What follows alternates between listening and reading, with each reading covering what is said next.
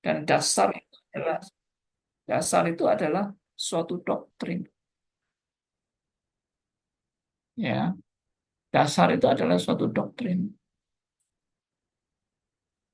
Maksudnya begini, kenapa Indonesia bersatu? Karena Indonesia punya Undang-Undang Dasar 45 dan punya Pancasila dan punya semboyan Bhinneka Tunggal Ika. Itulah yang menjadi doktrin Indonesia untuk kita bersatu. Kalau tidak ada Pancasila, tidak ada Undang-Undang Dasar 45, Indonesia mau bersatu apa? Pasti gontok-gontokan semua. Semua mau bikin negaranya masing-masing. Tapi karena ada Pancasila, ada Undang-Undang Dasar 45, ada Bhinneka Tunggal Ika. Nah, Indonesia bersatu. Jadi dasar doktrin ini penting. Kalau orang Kristen juga tidak punya dasar doktrin, orang Kristen ini mau bersatu dengan apa? Contoh tadi, doktrin. Yesus Kristus adalah Tuhan, adalah Allah pribadi yang kedua. Allah pribadi yang pertama, Allah Bapa. Allah pribadi kedua, Yesus Kristus. Allah pribadi ketiga, Roh Kudus. Nah, kalau orang Kristen ini tidak punya doktrin yang sama, lalu yang satunya bilang, tidak, Yesus bukan setara dengan Allah. Yesus itu ciptaan Allah. Langsung sudah berarti kita terpisah. Kita tidak mungkin bisa bersatu dengan orang yang tidak mau mengakui Yesus adalah Tuhan. Kalau kamu hanya mengakui Yesus itu cuma manusia biasa, ciptaan Allah, ya toh, sama dengan kita, manusia yang sama dengan kita. Dia bukan Tuhan. Bagaimana mungkin saya bisa bersatu dengan orang yang mempunyai doktrin yang seperti itu? Bersatu maksudnya bersatu sebagai umat Tuhan ya. Nggak mungkin, saudara. Jadi yang mempersatukan kita itu apa? Doktrin yang benar. Siapa bilang doktrin pemecah belah? Oke? Nah, tapi doktrin yang benar ini juga akan memisahkan umat Tuhan dari doktrin yang sesat. Itu mau tidak mau. Anda begitu menekankan doktrin yang benar, dengan kata lain, Anda langsung memisahkan diri dengan doktrin yang menyesatkan. Iya kan? Anda misalnya bertemu dengan seorang jemaat. Ternyata setelah diskusi dengan dia, dia bilang, saya percaya mutlak. Yang benar itu adalah Mormon, bukan Kristen. Apa Kristen yang maksudnya established ini, yang sudah menyejarah ini. Ya, ya. Lalu saudara setelah dengar, orang ini ternyata Mormon. Lalu saudara bagaimana reaksinya? Oh, mari kita bersatu. Karena kita ini sama ajarannya. Nggak mungkin kan? Anda langsung begitu tahu. Dia Mormon. Kita adalah Kristen yang istilahnya tradisi yang sudah dari zaman abad pertama ya para rasul terus sampai kepada zaman reformasi dan sampai sekarang. Lalu dia memperkenalkan diri sebagai Mormon. Wah, ya maaf, berarti kita tidak sama. Dan maaf, Anda tidak bisa mengajar di gereja kami. Loh iya toh, masa Mormon dipersilakan? Mari Bapak-Bapak Mormon silahkan mengajar dan berdiri di mimbar kami untuk mengajar umat nggak mungkin, impossible itu. Jadi doktrin yang benar itu mempersatukan umat Tuhan dan memisahkan umat Tuhan dari kesesatan. Mau tidak mau, ya. Nah, saya tulis di sini, doktrin yang sesat akan, kalau tadi itu kan doktrin yang benar ya, doktrin yang benar akan mempersatukan umat Tuhan dan memisahkan umat Tuhan dari kesesatan. Nah, sekarang kalau doktrin yang sesat akan mempersatukan orang-orang yang lebih menyukai kesesatan. Jadi yang suka sama-sama sesat, oh, aku ternyata punya teman yang sama-sama, misalnya menolak Yesus sebagai Tuhan. Oh, sama kita ya. Wah, kita bersatu. Bersatunya kan apa? Karena menolak Yesus adalah Tuhan. Mereka bersatu. Mereka merasa, aku punya teman. Ya, aku tidak sendirian. Mereka sangat bersuka cita. Bersuka cita dalam mengajar kesesatan. Dan memisahkan mereka dari umat Tuhan yang telah dijadikan mata rohaninya untuk mengenal kebenaran. Jadi orang yang sesat ini pasti ya tentunya dengan sendirinya akan terpisah. Tidak mungkin akan bersatu. Tuhan Yesus sudah kasih perumpamaan domba dan kambing. Ya, ada kawanan domba, ada kawanan kambing. Dan kawanan domba dan kambing akan dipisah. Itu dengan sendirinya. Gandum dan lalat juga akan dipisahkan. Tapi sementara mungkin bisa bersama-sama, ya. Tapi suatu saat pasti dipisah. Jadi dengan kata lain ya, doktrin pasti mempersatukan dan memisahkan. Dua hal terjadi di dalam kita. Nah, kalau kita tidak mau doktrin sama sekali, yakin Anda bisa bersatu tanpa doktrin? Saya yakin akan kacau balau. Ya. Kalau gereja Anda sama sekali tidak punya doktrin, kiri oke, kanan oke, depan oke, belakang oke, semua oke-oke aja. Ya, ya di sana sini oke-oke terus. Ya, saya yakin gereja Anda akan kacau balau dan tidak punya pengajaran yang jelas. Saya dulu pada waktu masih mahasiswa pun juga bingung dengan ajaran sekali selamat tak selamat atau keselamatan bisa dicabut kembali kalau kita murtad dan sebagainya. Saya tanya pada pemimpin saya pada waktu itu, ini gimana Pak ya? Mana yang benar ya? Ajaran sekali selamat tetap selamat atau keselamatan bisa dicabut kembali? Yang mana yang benar? Lalu pembimbing saya mengatakan, wah ini memang sulit.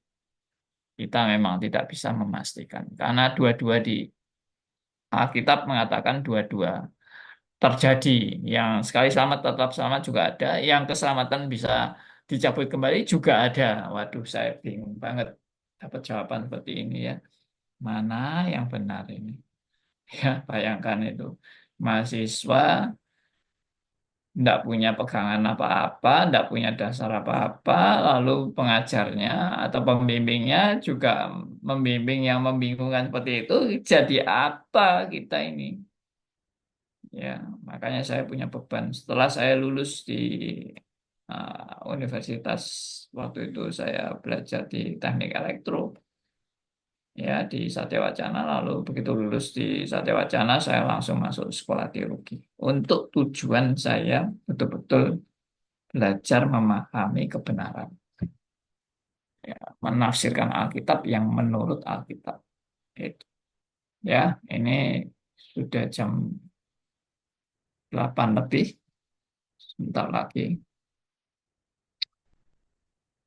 Nah, kalau mau ngomong tentang kehadiran Kristus, jangan dikira kehadiran Kristus itu selalu membawa persatuan.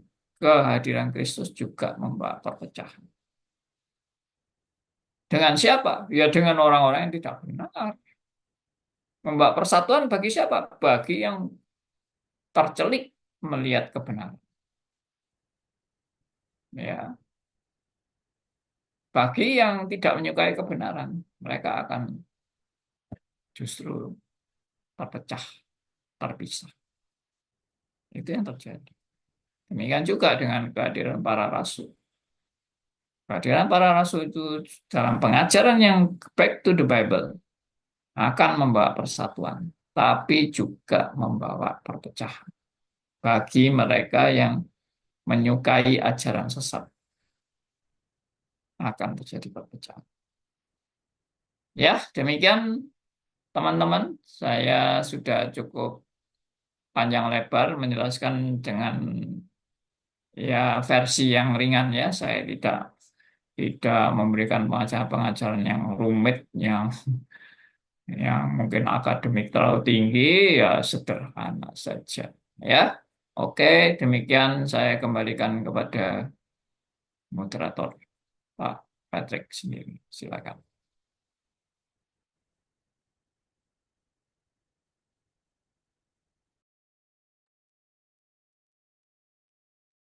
Ya, puji Tuhan.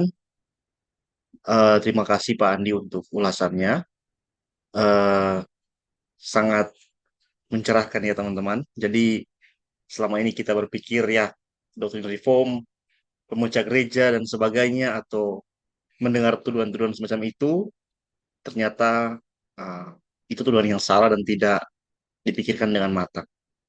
Nah, kita yang hadir sudah memikirkannya lewat pimpinan Pak Andi di saat ini. Bahwasanya doktrin itu memang mempersatukan tapi juga membawa perpecahan, perpecahan dari yang sesat ya dan orang-orang yang benar-benar dicerahkan oleh firman Tuhan itu bersatu di dalam kebenaran. Teman-teman, saat ini kita akan memasukkan masuk ke dalam tanya jawab. Bagi teman-teman yang ingin bertanya kepada Pak Andi, kita punya waktu eh, kurang lebih ada 50 menit ya untuk tanya jawab. 30 menit lah. Silakan buat teman-teman yang ingin bertanya bisa raise hand dan akan saya berikan kesempatan untuk eh, bertanya.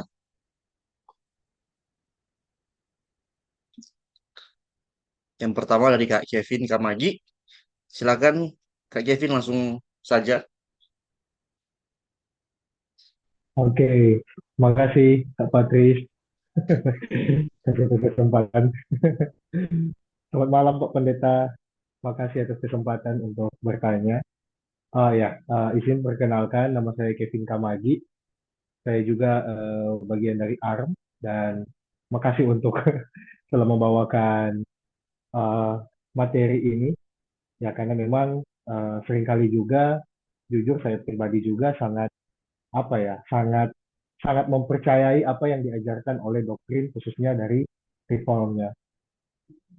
Ya, risikonya seperti itu karena mungkin uh, punya doktrin yang tegas, ya, doktrin yang yang tegas, yang mungkin bagi segelintir orang terkesan keras dan sebagainya sampai ada yang berpikir seperti itu ya, bahwa uh, reform ini seperti seperti doktrin yang memecah belah lah, semacam bisa dikatakan sekelompok orang separatis cuma bedanya tidak pakai kekerasan ya tapi lebih kepada menghakimi orang kira-kira begitulah yang seringkali ada orang yang berpikiran seperti itu.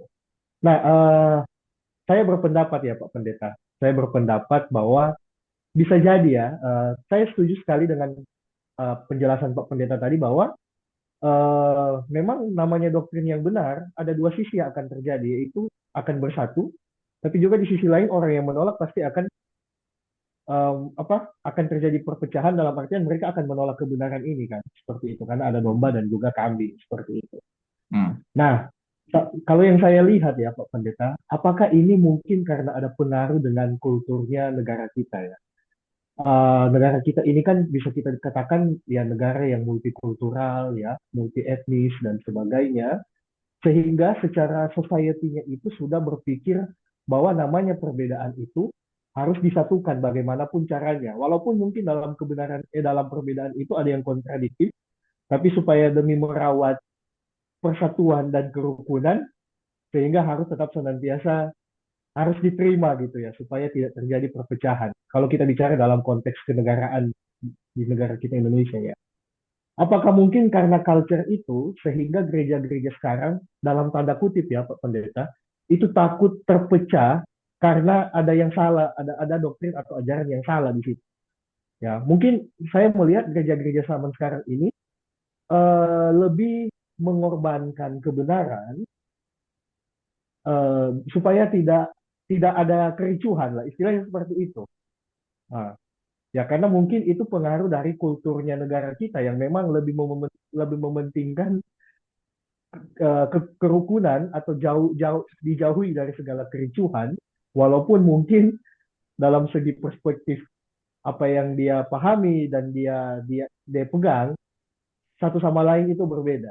Apakah ada pengaruh dari culture itu Pak Pendeta sehingga gereja sekarang takut untuk dalam tanda kutip sekali lagi saya katakan dalam tanda kutip untuk terpecah dengan hal yang salah karena memang ada pengaruh dari culture yang ada di Indonesia ini. Makasih Pak Pendeta, mungkin itu dari saya. Terima kasih Kak Kevin yang sudah bertanya. Eh, Pak Andi, di sini ada pertanyaan di chat. Apakah akan menjawab Kevin dulu atau mungkin sekalian saya bacakan pertanyaan di chat, Pak? Saya jawab dulu aja deh ya, Oh iya, supaya silakan. nggak ini nggak Iya, iya, terpecah. iya, iya, siap, siap. Jadi begini, ya terima kasih untuk pertanyaannya yang bagus ya. Apakah kondisi di Indonesia mempengaruhi sikap gereja-gereja saat ini? Yang mungkin kalau saya pertajam ya pertanyaannya itu, gereja-gereja ini sekarang takut berani menunjukkan kebenaran karena lebih mengutamakan persatuan daripada kebenaran, ya, lebih mengutamakan kerukunan daripada kebenaran. Jadi ya kebenaran jangan terlalu ditonjol-tonjolkan, ya. Kebenaran tuh untuk kita sendiri, tidak untuk dinyatakan keluar, ya. Kalau kamu menyatakan keluar kebenaran-kebenaran itu, wah nanti banyak orang tersinggung, banyak orang marah dan sebagainya. Kita lebih baik menyimpan hal-hal itu daripada menyinggung perasaan orang lain. Nah, itu mungkin itu yang namanya toleransi, atau yang lebih lebih dari toleransi adalah kompromi, ya. Kompromi, dan itu didasari biasanya oleh pandangan-pandangan pluralisme, ya, universalisme, nah, pandangan-pandangan seperti itu. Nah, bagaimana tanggapan saya tentang hal itu? Nah, menurut saya, kalau kita sudah bicara soal masyarakat, soal bangsa, soal negara, soal gereja secara keseluruhan, kita harus memang pandai-pandai menempatkan posisi kita itu di mana, di lingkaran mana. Kita sedang berkomunikasi dalam lingkaran mana. Nah, kalau lingkaran itu adalah lingkaran masyarakat yang majemuk, tentunya agak nggak benar ya kalau kita teriak-teriak, agama yang paling benar di Indonesia adalah Kristen, Reform. Langsung kita disembelih nanti ya. Itu itu tidak bijaksana ya. Itu kita berada di lingkaran yang paling luar. Tentunya dalam hal ini bukan saya kompromi, bukan. Tapi saya harus pandai-pandai menempatkan diri saya di dalam masyarakat Indonesia yang majemuk ini. Dan sebetulnya tidak di dalam iman Kristen juga tidak dilarang bahwa kita ini bergaul dengan orang-orang yang bukan Kristen. Kita bergaul dengan mereka yang tidak seiman. Alkitab tidak melarang, ya. Karena Rasul Paulus sendiri pernah bilang kalau kita tidak boleh bergaul dengan mereka, bagaimana kita bisa hidup di dunia ini? nggak mungkin. Dan juga kalau kita menjauhkan diri dari orang-orang seperti itu, ya kita justru akan terasing dan tidak bisa memberitakan kabar baik pada mereka. Jadi dalam hal lingkaran luar, apakah boleh kita bekerja sama? Loh, kalau bekerja samanya misalnya, ayo kita gotong royong membersihkan parit-parit yang kotor dari sampah-sampah, kita sama-sama gotong royong membersihkan kampung kita misalnya. Oke-oke aja itu. Tidak pernah kita melarang kita untuk melakukan hal itu bersama dengan mereka yang tidak seiman dengan kita. Ya, tapi semua itu ada batasnya, iya kan? Jadi misalnya, apakah boleh saya mengundang, ya, ini umpama loh ya, seorang pemimpin agama yang berbeda dengan saya untuk berdiri di mimbar dan berkhotbah di gereja saya. Wah, itu sudah tidak mungkin kalau itu ya. Jadi kita tahu batasnya. Ini di lingkaran mana, mana yang bisa kita masih bertoleransi, mana yang sudah tidak bisa. Ya, nah ini harus pandai-pandai. Kita bukan bukan kita maksudnya mau jadi bunglon, bukan, tapi cerdik seperti ular dan tulus seperti merpati dan memang bukan berarti kita licik ya, tapi kita betul-betul mau berada di tempat yang tepat dan sikap yang tepat. Tapi kalau kita misalnya jadi orang Kristen di Indonesia ini lalu dilarang, misalnya ya ada larangan untuk mengabarkan Injil kepada siapapun, ya, wah, yaitu kita jelas harus harus menanggapi larangan itu. Kita harus jelaskan. Kita berarti kalau itu dilarang, kita berarti memang tidak bisa hidup di Indonesia. Nah, itu kita harus tegas ya. Tapi kita juga tidak mau mengabarkan ini dengan cara memaksa, mengancam ya atau menodong orang ya menakut-nakuti. Nah, itu juga tidak benar. Kita tidak pernah diajar ngawur seperti itu. Ya, ya kira-kira begitulah. Jadi masyarakat kita memang majemuk, tapi bukan berarti lalu kita ya sudah tidak usah bicara kebenaran. Loh, tidak apa-apa bicara kebenaran dalam diskusi-diskusi terbuka, tapi tentunya dengan sikap dewasa dan tidak menghina atau tidak menyalahkan. Itu nggak masalah ya. Saya setuju dengan dialog-dialog antar agama, lintas agama. Tapi ada aturan main yang kita sepakati dan kita hormati masing-masing dan saling menghargai dan tidak menghina ya, tidak menghina atau merendahkan. Itu bagi saya it's okay. Tapi kalau sampai maki-maki atau sampai mengeluarkan kata-kata kotor dan sebagainya, lalu mengancam, menghina dan sebagainya, nah, itu yang tidak benar. Ya, saya sendiri itu dulu adalah penatar P4, saudara. Penatar P4 Pancasila. Nah, itu saya belajar banyak itu sebagai penatar itu untuk bagaimana Pancasila ini bisa diterima oleh semua agama, termasuk agama Kristen juga menerima Pancasila. Kita tidak bertentangan kok dengan Pancasila. Nah, seperti itulah. Ya, Ya, makasih Pak Andi, Tuhan berkati.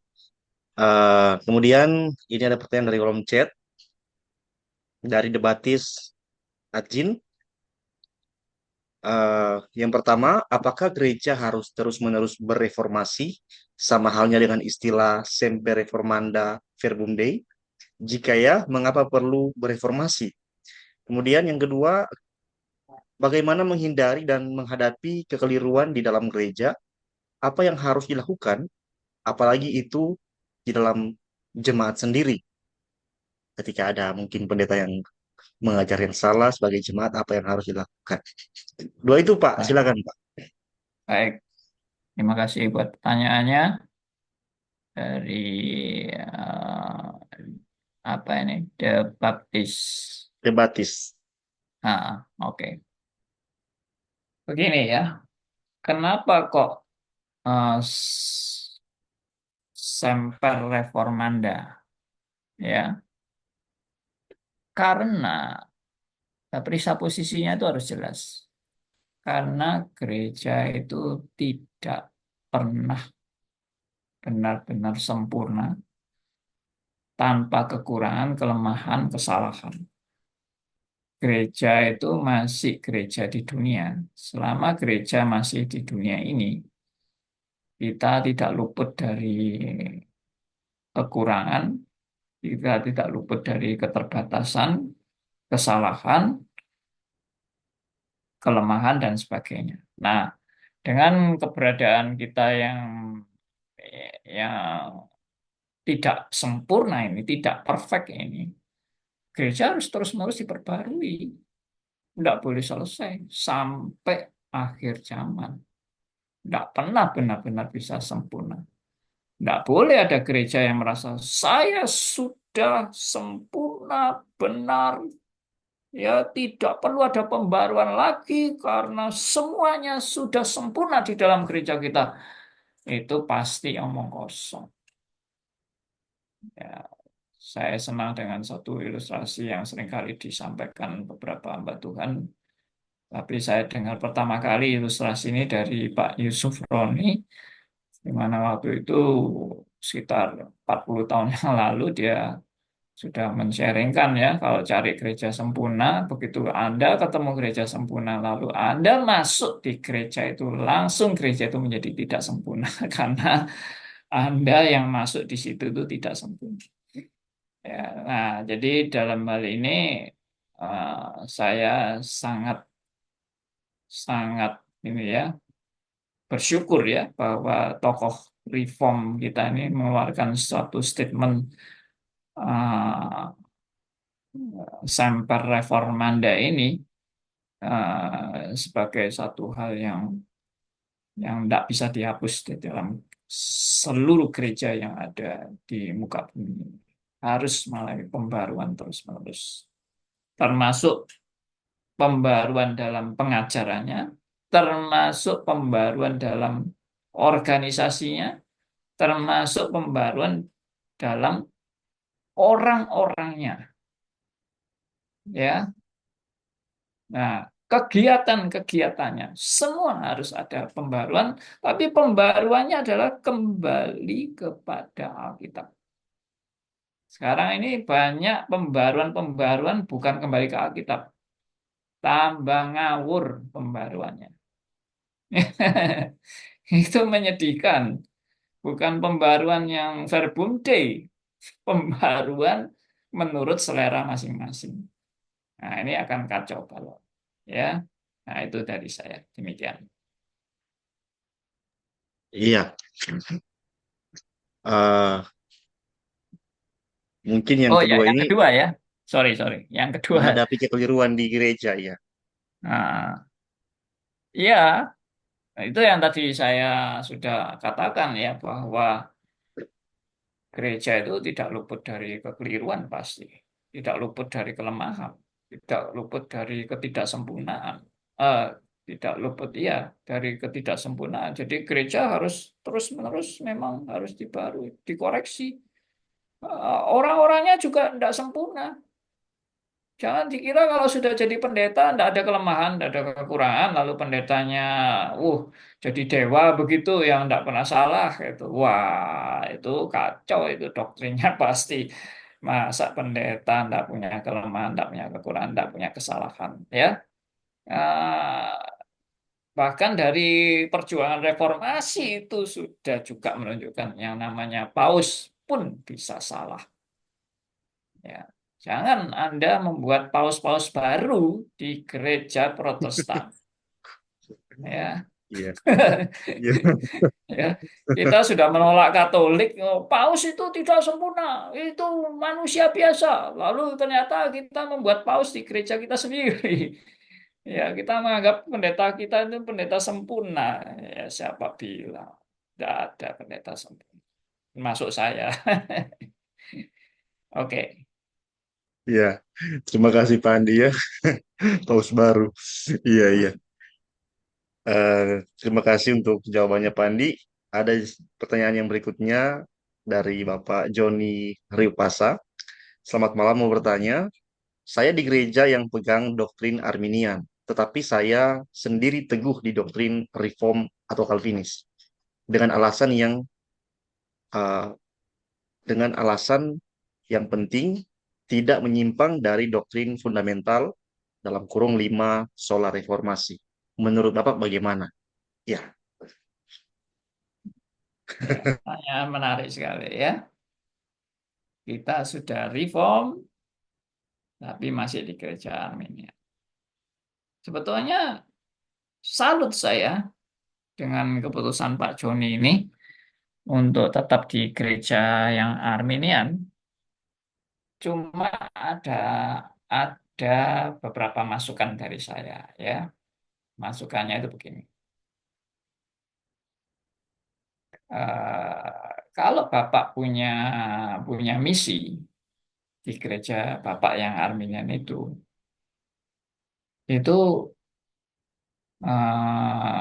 tentunya misi itu kan harus diperjuangkan. Dan di dalam memperjuangkan misi itu, saya yakin karena Bapak sudah reform, pasti misi Bapak itu adalah misi yang berwarna reform kan. Dan kalau Bapak harus tahu bahwa kalau Bapak berada di kubu Arminian, sedangkan Bapak sendiri adalah orang reform, nanti kalau orang-orang di gereja Bapak itu mengetahui aslinya Bapak yang sudah jadi reform, dan mereka tahu bahwa doktrin Arminian itu sangat bertentangan dengan reform, Bapak itu bisa dapat risiko dikucilkan. Dan ini harus siap.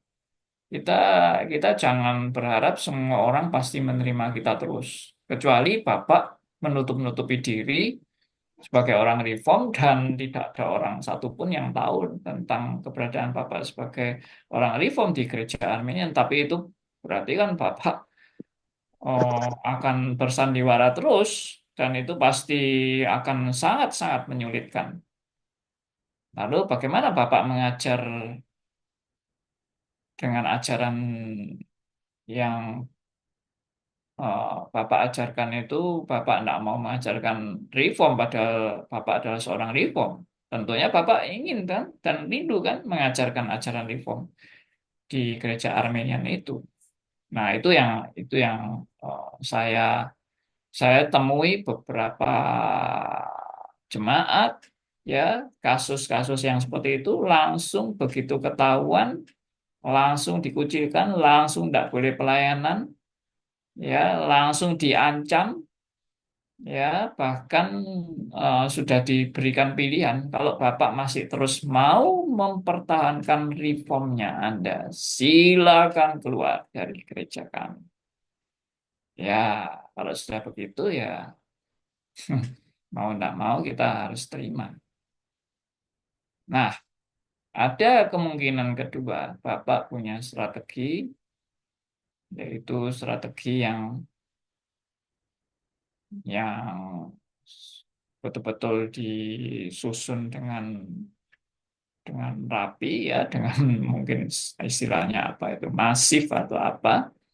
Nah, lalu Bapak punya tim, ya Bapak punya tim yang kuat dan pelan-pelan Bapak bina tim Anda sampai akhirnya menjadi suatu move, suatu gerakan di gereja itu untuk betul-betul mengalami pembaharuan gereja. Sehingga gereja yang tadinya Arminian itu menjadi reform. Dan itu terjadi dalam sejarah pelayanan saya.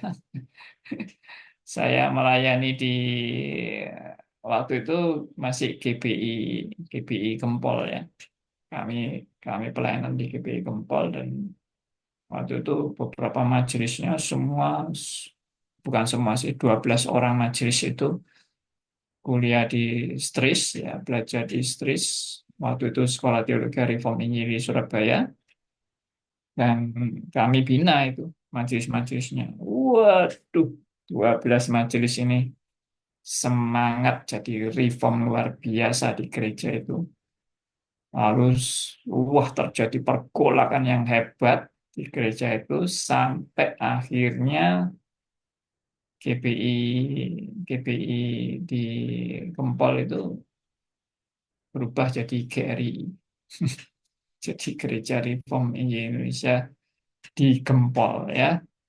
Wah, itu betul-betul keajaiban dunia ya. Tidak pernah terjadi. Dan satu-satunya yang GPI jadi GRI itu ya di Gempol itu. Nah, itu kecuali Anda punya strategi dan terpanggil untuk itu ya. Sama seperti Martin Luther juga terpanggil untuk mengadakan suatu gerakan. Nah, itu kita mesti benar-benar bergumul bersama dengan Tuhan. Apa maunya Tuhan bagi kita. Kalau memang tidak memungkinkan itu ya, ya sudah, kita terpaksa mundur. Ya, meskipun kita tidak ingin mundur sebetulnya. Saya juga pernah diundang di satu sekolah teologi ya, untuk mengajar di sekolah teologi itu. Yang saya tahu sekolah teologi ini Arminian. Lalu ngundang saya. Saya bilang sama yang ngundang sama saya, enggak salah ngundang saya ini di sekolah sekolah Arminian ini. Oh, enggak. Bapak akan jadi berkat bagi kamu. Sungguhan saya bilang, iya. Ya, tapi setelah saya mengikuti pembukaan sekolah teologinya, ya, itu baru dibuka itu sekolah teologi. Saya diminta mengajar. Lalu, waduh, pendeta yang khotbah sudah ngancam-ngancam ya toh. Sekolah kita adalah sekolah Pantai Kosta. Ya, baptisnya baptis selam. Jadi tidak ada baptis percik-percik ya yang apa itu, baptis yang cuma setetes dua tetes itu tidak ada. Kita selam. Waduh. Nah, saya sudah bayangkan itu, bayangkan kalau saya ngajar di sekolah teologi itu, lalu saya menguraikan tentang baptisan bukan selam tapi pencurahan. Waduh, bisa geger. Lalu saya bilang sama yang undang saya, sudah Pak, maaf Pak, saya pamit saja, saya tidak jadi eh, pengajar di sekolah ini ya. Padahal itu sekolah ini sampai sebenarnya itu sekolah teologi yang besar ya. Sebenarnya saya mau aja ngajar ya. Saya wah bisa jadi racun di sana. Yang mungkin mengacau sekolah teologi di sana ya, tapi saya nggak mau, nanti akan ribut dan kacau balau. Ya itu sikap saya sih. Tapi sikap saya ini bukan jadi rumus ya. Tidak. Jadi ada sekolah teologi yang betul-betul mengalami perubahan ya dan sebagainya juga ada. Oke, itu dari saya. Silakan. Iya, puji Tuhan. Jawaban yang sangat baik, Pak Andi. Terima kasih. Jadi harus ada perjuangan. Tapi masih enak lah kalau misalnya dikucilkan sebagai seorang reform dari gereja Arminian. Yang sulit itu lebih kita itu gereja reform dikucilkan karena reform. Itu lebih sakit hatinya itu. Ya, tapi Betul. semoga kita semua ada di gereja yang benar-benar mencintai teologi yang Iya, benar-benar iya, sangat iya. menjunjung tinggi firman Tuhan sebagai otoritas yang paling tinggi dan tidak bisa salah di dalam iman kita. Nah, teman-teman, di sini ada pertanyaan lagi ya, Pak Andi, dari Pak Reinhard Bani. Yang pertama, saya di gereja Presbyterian, apakah termasuk gereja Reform atau tidak? Yang kedua, di gereja Presbyterian eh, masih pakai masih ada yang masih pakai pengakuan iman rasuli, dan di gereja Presbyterian yang lain tidak pakai pengakuan iman rasuli saat ibadah. Jadi saya bingung itu bagaimana. Terima kasih. Baik. Ya, Reinhard. Dengan kemajuan gereja sekarang ini ya, saya juga banyak mendengar kesaksian dari beberapa pendeta yang berada di bukan hanya di Indonesia tapi juga di luar negeri. Kekristenan sekarang ini, gereja-gereja Kristen sekarang ini sudah yang dulunya reform itu sekarang sudah banyak yang luntur, ya, sudah banyak yang nggak reform. Biarpun namanya gereja Calvinis, tapi sudah nggak reform lagi. Wah, itu betul-betul menyedihkan. Nah, sekarang gereja Presbyterian, Presbyterian itu adalah sebetulnya gereja reform juga. Tapi kenapa dinamakan Presbyterian? Karena memakai organisasi yang berlandaskan pada prinsip-prinsip Alkitab tentang pen- penatua ya, adanya penatua-penatua di dalam gereja. Presbyterian, presbyteros ya. Nah, itu gereja yang menekankan bahwa tidak ada kepemimpinan tunggal di dalam gereja, tetapi kepemimpinan dalam satu tim. Dan itu majelis-majelis yang memimpin gereja tersebut. Jadi sebetulnya reform, kalau ditanya apakah itu reform, reform. Tapi sekarang terus terang saya katakan tidak semua gereja yang ngaku reform adalah benar-benar reform. Ya, saya mendengar kesaksian sendiri dari teman saya yang di Amerika itu. Dia mengatakan gereja, banyak sekarang gereja yang ngaku dirinya masih gereja reform atau gereja Calvinis, tapi mereka menerima teori evolusi. Nah, itu kan menyedihkan sekali. Dan juga banyak gereja-gereja Protestan yang tadinya reform itu sekarang menerima LGBT. Ya. Jadi hati-hati, saudara ya. Saudara jangan jangan hanya berpatokan pada nama gereja sekarang ini. Tidak bisa disebut, tidak bisa kita langsung percaya dengan nama gereja. Karena itu hanya nama saja. Nah, kalau begitu bagaimana bisa tahu, Pak? Ya, kita baru bisa tahu kalau pertama kita meneliti anggaran dasar, anggaran rumah tangga daripada gereja tersebut. Dan meneliti pengakuan imannya, ya. Bagaimana pengakuan iman daripada gereja. Dan yang ketiga, meneliti pengajarannya. Karena pengakuan iman itu bisa hanya formula-formula yang singkat-singkat, tapi pengajarannya juga bisa sangat berbeda. Ya, misalnya, apakah mengakui Yesus Kristus satu-satunya juru selamat? Dia adalah Allah yang menjadi manusia. Apakah Alkitab satu-satunya firman Allah yang tanpa salah? Ya, nah itu kalau tidak jelas. Sekarang ini banyak pendeta yang ngaku-ngaku pendeta reform, tapi sudah tidak mengakui lagi Alkitab itu adalah firman Allah. Dia anggap Alkitab itu bisa salah karena ditulis oleh penulis-penulis yang adalah manusia. Nah, kalau penulisnya manusia ya pasti ada salahnya. Mana mungkin penulis manusia tanpa salah? Wah, itu yang bikin kacau. Nah, dalam hal-hal seperti ini, saya pikir harus hati-hati. Jadi tidak bisa langsung disebut, wah kalau Presbyterian pasti reform. Belum tentu. Kadang-kadang juga terlalu, bukan, kadang-kadang juga tergantung pada siapa pendetanya.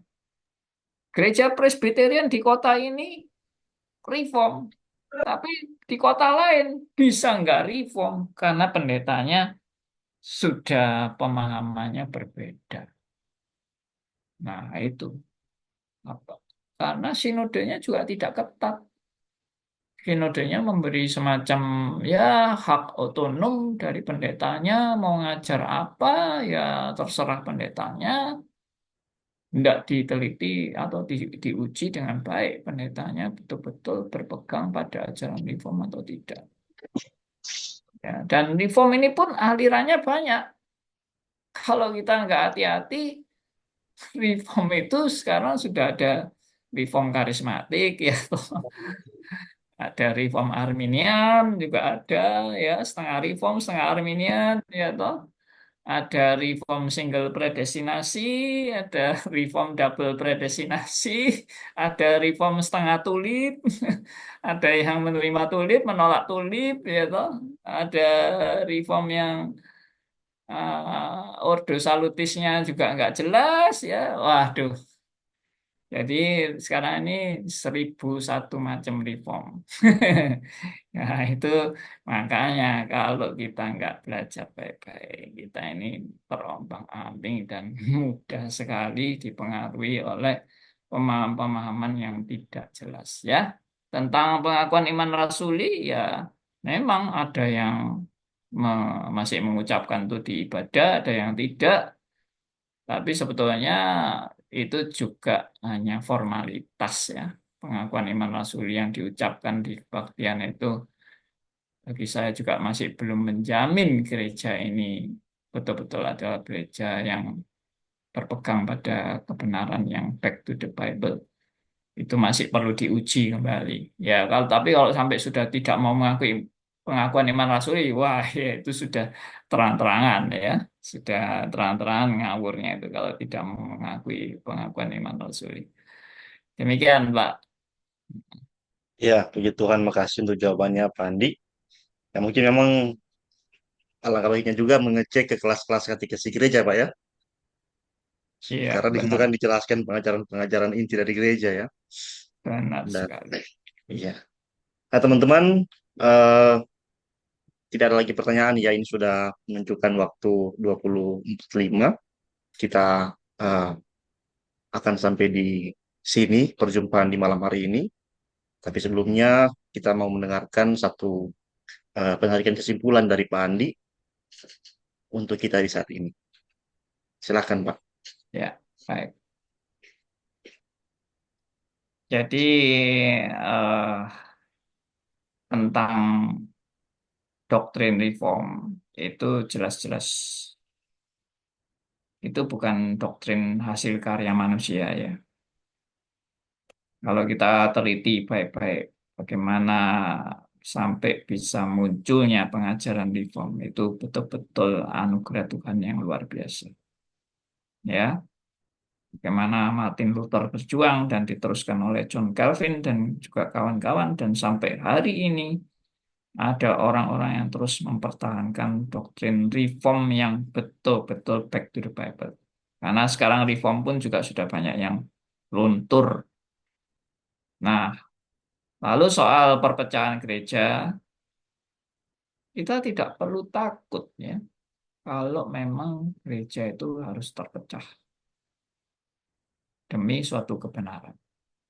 Kita seringkali mempertahankan persatuan gereja, tapi berkompromi dengan ajaran yang tidak benar. Itu itu justru lebih parah daripada gereja harus terpecah karena kebenaran. Mempertahankan gereja tidak terpecah dan mengorbankan kebenaran itu lebih parah daripada terjadinya perpecahan, tapi itu demi kebenaran. Nah, banyak perpecahan-perpecahan tapi bukan karena kebenaran, tapi karena egois manusia atau perebutan perebutan kedudukan, ya, atau masalah keuangan, ya, korupsi dan sebagainya. Perpecahan-perpecahan yang terjadi seperti itu bukan perpecahan yang tentunya karena kebenaran. Tapi kalau perpecahan itu karena suatu berita yang dipertahankan kebenarannya, kembali kepada Alkitab dan harus mengalami perpisahan, itu yes, ya. Jadi saya kutip 2 Korintus. Ini saya akan bacakan 2 Korintus pasal 11, 1 Korintus pasal 11 ayat 19. Ya, di sini dikatakan sebab di antara kamu harus ada perpecahan supaya nyata nanti siapakah di antara kamu yang Tahan puji. Nah, jadi kalau problemnya itu adalah ada Yesus-Yesus yang lain yang diberitakan. Ada Injil-Injil yang lain yang diberitakan. Ada roh-roh yang lain yang diberitakan. Yang bukan kembali kepada Alkitab. Rasul Paulus justru menegaskan perlunya terjadi perpecahan. Dan itu untuk menguji bahwa benar-benar jemaat ini adalah jemaat yang mau kembali kepada Alkitab. Back to the Bible. Tidak usah takut. Ya, hamba Tuhan pun tidak boleh takut untuk menegakkan suatu kebenaran. Kamu mungkin risikonya akan diusir. Dan kamu mungkin akan kehilangan pekerjaan. Tidak perlu takut. Karena apa? Kita bukan hamba manusia kok. Kita hamba Allah. Ini bukan ngawur loh ya. Ini bukan ngawur, bukan bonek, bukan bukan kadrun. Ya bukan. Ini adalah betul-betul kita dengan hikmat Allah mengambil suatu keputusan yang betul-betul bertanggung jawab di hadapan Tuhan. Saya kalau harus meninggalkan ini demi kebenaran, saya akan lakukan. Mengenai masa depan saya nanti bagaimana? Semua di tangan Tuhan. Kita nggak tahu masa depan kita. Tapi yang kita tahu pasti Tuhan gembala yang baik dan tidak pernah meninggalkan domba-domba. Oke? Saya kira ini biarlah menjadi semangat kita untuk selalu back to the Iya, Bible, Ciao. kembali berjuang untuk kembali kepada Alkitab, kembali kepada ajaran yang benar, dan hidup kita terus-menerus diperbaharui, hidup kita terus-terus menerus juga dikoreksi, dan semuanya menghasilkan kemuliaan bagi nama Tuhan. Amin. Oke, demikian Pak Patrick. Baik, terpujilah Kristus. Terima kasih Pak Andi sudah memberikan materi dan menjawab pertanyaan kita di malam hari ini. Eh, Kami dari Apologia Trivo Minahasa dan mewakili seluruh peserta mengucapkan banyak terima kasih kepada Pak Andi yang sudah memberikan materi. Sebelum kita akan tutup dalam doa dan berpisah dari Zoom ini, saya akan memberikan beberapa informasi. Jadi, teman-teman, kami dari ARM itu setiap minggu membuka apa webinar-webinar seperti ini. Minggu depan ada tema tentang eh, merdeka dari pornografi, akan dibawakan oleh pendeta Hamilasud ya di hari yang sama, hari Jumat jam 19 WITA. Kami juga ada program kelas belajar membuat khotbah, itu akan dilaksanakan dimulai pada tanggal 12, dipimpin oleh hamba pendeta Evangelis Dave Mailoor ya. Itu teman-teman bisa daftar juga, tapi dengan biaya pendaftaran Rp100.000, 3 kali pertemuan, tanggal 12, tanggal eh, 3 kali setiap minggu ya. Nah teman-teman kalau mau daftar bisa langsung menghubungi saya. Pak Andi sendiri juga punya kelas teologi, ada beberapa kelas yang dibuka. Di sini saya punya brosurnya teman-teman. Jadi kalau teman-teman mau daftar itu bisa menghubungi saya untuk minta brosur atau nomor dari Pak Andi ya. Kalau mau info lebih lanjut.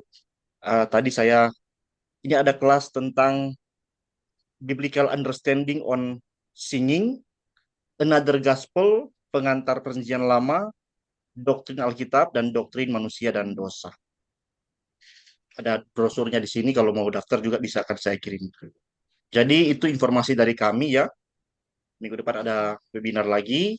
Kami ARM punya program belajar khotbah, dan Pak Andi sendiri bersama dengan Beda, ST Beda, itu ada kelas yang dibuka juga buat teman-teman yang mau memperdalam pemahaman tentang firman Tuhan. Sekian informasinya teman-teman. Sebelum kita berdoa, mari kita akan foto bersama. Bisa buka kamera. Iya,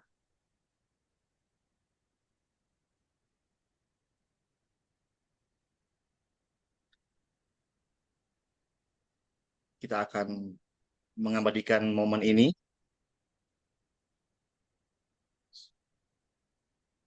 Slide pertama ya. 1, 2, 3. Nah, slide kedua.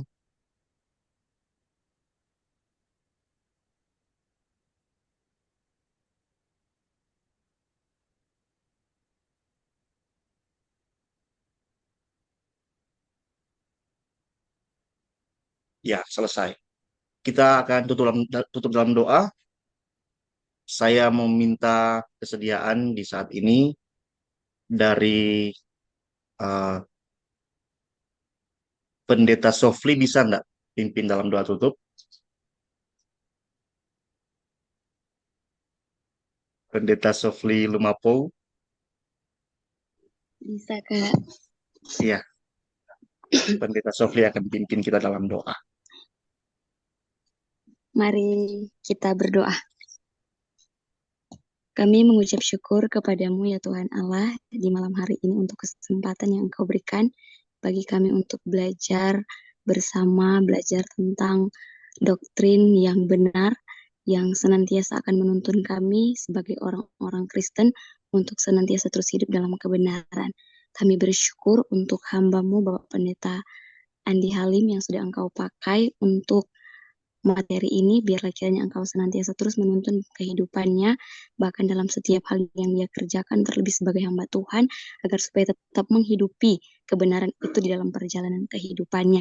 Begitupun kami semua yang sudah boleh mengikuti seminar di saat ini, diberkatilah kami, agar supaya apa yang kami pelajari tentang kebenaran itu akan terus menjadi bagian di dalam kami menikmati anugerah Tuhan di dalam Kristus Yesus bagi kami sebagai orang-orang percaya.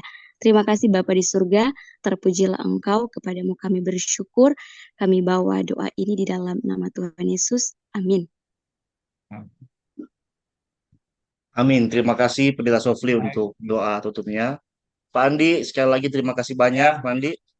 terima Ya, kasih. Tuhan memberkati. mohon untuk jangan bosan-bosan melayani kami ke depan. Ada materi-materi baru yang akan kami Baik. siapkan. Semoga Pak Andi selalu sehat, kuat, umur panjang untuk melayani Tuhan. Terima kasih Pak Yes. Andi, terima kasih Tuhan teman-teman memberkati semuanya. Terima kasih Pak Andi, dalam Tuhan pelayanannya. berkati. Selamat Siap. malam, Pak Andi. Terima kasih Selamat buat semua malam. teman-teman. God bless. God bless.